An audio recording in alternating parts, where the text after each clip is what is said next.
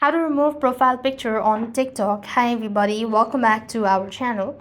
In this video, I'll be showing you the procedure on how can you remove profile picture on TikTok. To begin with, first of all, open the TikTok application. Make sure that the app is completely up to date. So once you're logged into your TikTok account, next click on the profile initials from the bottom of the page. Then comes your profile, right? So you could just click on the profile there or just click on the initials or just go to edit section right in the corner, and there you have these change photo. You will click on it. Now as you could see, there's only three different options, that is take photo, select from the gallery, or maybe view photo.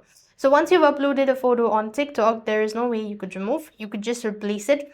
So you could either go ahead and select it from your gallery. Now let's see, I'm gonna go with this, tap on the next button, confirm it, and that is how you will be able to remove profile picture on TikTok. So that's all. I hope the video was helpful. Make sure to like, share, and subscribe. Thank you for watching. See you in the next video.